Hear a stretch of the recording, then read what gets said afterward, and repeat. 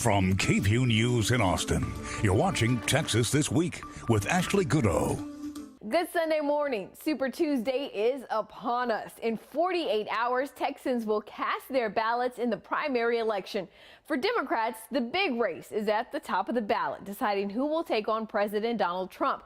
But the Democratic ticket also holds the biggest statewide race, the race for the U.S. Senate. 12 Democrats are challenging U.S. Senator John Cornyn. At the start of early voting, KVUE News, together with KUT and the Texas Tribune, hosted a debate with the candidates. 11 of them agreed to participate. This morning, we're bringing you a recap of that debate, including parts you didn't get to see on TV. As with any debate, this one was filled with one-liners, shots fired, and things that made you ask, what did he just say? Let's begin with a little highlight reel. Donald Trump is the dark underbelly of America, and meanwhile, John Cornyn is his number one water boy and chief apologist. We have a white supremacist in the White House. Unlike Ms. Soon and Ms. Hagar, I wasn't recruited to run. I was compelled to run for U.S. Senate. We have to make certain that we have a dose of reality. No Democrat can win by being far left. It's not going to happen. I might just take a nap over here. The candidates up here obviously do not believe in the people of Texas or Americans. Hey, do it. Let's free the weed. And to John Cornyn, because I know you're watching, I'm here to say, pack it up, Buttercup, because I'm coming for your seat, and I'm going to take it back for the people of Texas. In one word, tell us the quality you have that makes you the most qualified person on this stage to take on Senator John Cornyn. We'll begin with Mr. Cooper. Servant. Ms. Garcia. Corazon. Senator West. Experience. Mr. Bell. Compassion. Colonel Harris. Experience and education. Mr. Osegueda, one word, what quality do you have that makes you the most qualified person to take on Senator John Cornyn? Insecurity. Mr. Foster. Imagination. Mrs. Hagar. Fighter. Ms. Sinsun Ramirez. Courage. Ms. Edwards. Effective. And Ms. Hernandez. Human. A part of the U.S. Senate Democratic primary debate that you didn't get to see on TV was the candidates' closing statements, their final words to the voters to strum up support. So here they are, the reason each candidate wants you to select them. It is now time for closing statements. Each candidate will have 1 minute to offer final thoughts for our viewers. Senator West, we'll begin with you. I'm asking persons to kind of look at my background. It's frankly, I'm applying for a job that there's going to be a vacancy. Look at my background in terms of the experiences that I have. Look at the issues that I've addressed. I've addressed gun issues. I've addressed healthcare issues. I've addressed criminal justice issues and women's issues, as well as climate change and several other issues. If you want someone that's been able to do that, be able to work across the aisle, I'm the person that can get that done. Yes, I'm an experienced legislator, but the fact is that you need experience in order to make certain that we bring change to Texas. Thank you. Ms. Soon. I know how to build the winning coalition to defeat John Cornyn. The truth is, none of us on this stage wins unless we drive up voter turnout. And no one knows how to do that better than me. I'm proud that I founded JOLT and ushered in a generation of young people into the political process. To have authored Beto's Senate campaign plan that led to a 250% increase in the Latino vote. And to also know how to harness the power of working moms like me across the state that want a better future for our kids. Now, I know in this race that people will say that my plans are too ambitious for Texas, but they will say that with the intention of scaring you away from what's possible.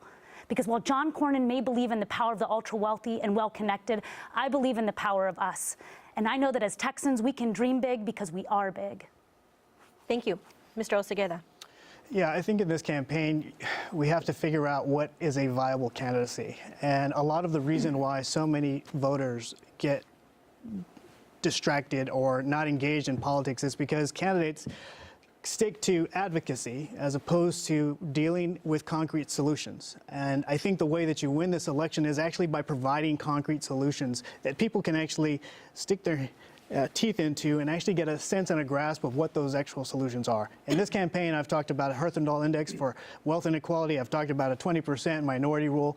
I've talked to put some little bit of meat on the bone so that we can actually shift the conversation towards actual solutions. I believe that if we try to do a polarized, take our unthinking herd to the polls to beat their unthinking herd to the polls, we lose. We have to provide voters with a little bit more in terms of solutions. And most people understand that our systems are breaking down. They understand that inequality is there, our healthcare system, our educational systems are breaking down. What they actually want is a candidate that can actually bring some hardcore solutions to bear in this debate. Thank you. Ms. Hernandez. Well, I can tell you that I never thought in my life that I would be running for U.S. Senate twice in my lifetime. Being a daughter of immigrants and experiencing the most oppressive situations, from being a young child experiencing the dumping of chemicals on top of us as we were picking tomatoes in the fields of Florida, I know what it's like to live that lifestyle, and I know the systems of oppression must come down, and that comes from someone who is willing to fight and tell the uncomfortable truths about our government, including holding those accountable within our own Democratic Party.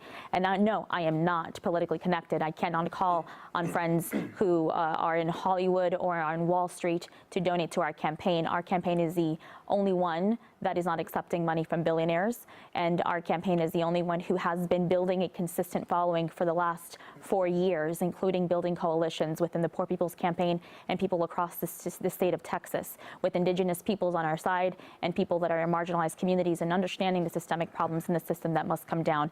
Our campaign is the one that is set to win this nomination and defeat John Cornyn. Thank you. Mrs. Hagar. To the voters, I want to say that I have done 3 tours in Afghanistan as a rescue pilot, took on tough fights there, came home and took on the special interests in D.C. and was able to build a broad coalition of support. So I've taken on tough fights there, too, to make our military stronger. So I know I can be effective once I get there.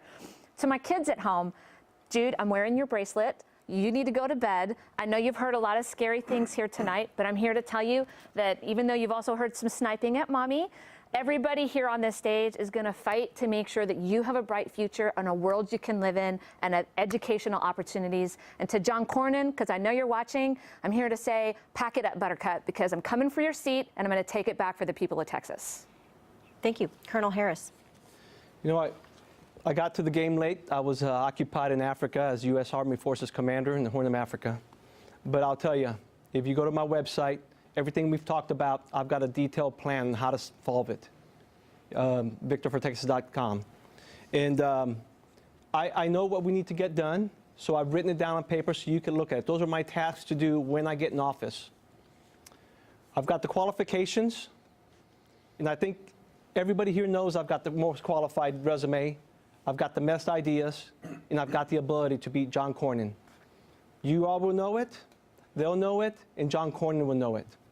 So I ask you, don't vote with your heart, vote with your mind, and understand who can really beat John Cornyn. And I'll tell you, I think that's me.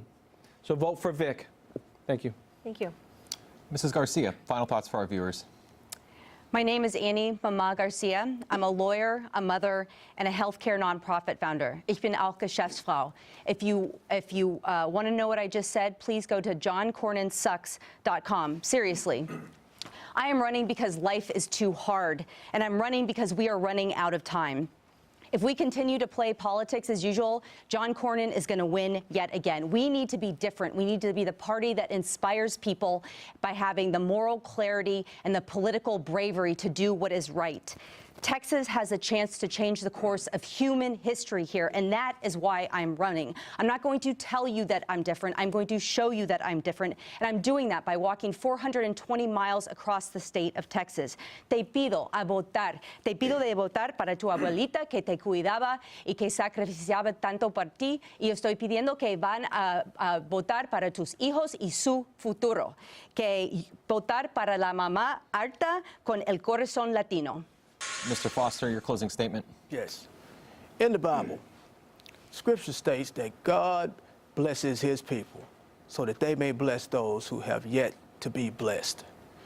That means we must make a difference in people's lives. We must go all out. We must incentivize taxpayers so that they may invest in people through my economic plan, which uses public-controlled capitalism, and we create new workers, new taxes, and a new life for everyone. Thank you very much. Ms. Edwards, your closing statement. I'm running to be your next United States Senator because Texans, all Texans, deserve real results in their lives. The days have to come to an end where it's okay just to hear people making campaign promises only to have those promises under-delivered.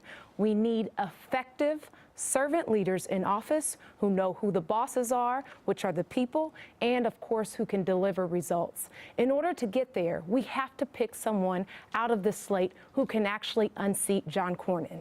I am that candidate.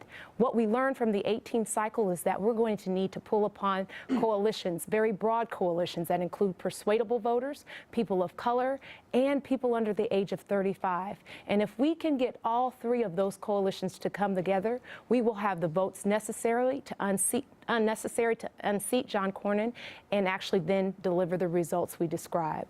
One of the things that's important to remember is that the power lies in the hands of the average, ordinary American people. If we want to see change, we must invest in that change, and that time is now. Thank you very much, Ms. Edwards. Mr. Cooper, we'll go to you for your closing statement. When I was in Matamoros yesterday, walking around on the other side of the border, I found my voice of moral authority, and that voice is these folks are seeking education, health care, better quality of life. These are not animals. These are not dogs. They were grooming themselves. They were bathing. They were feeding themselves. They were cutting each other's hair. This is what our society is made up of.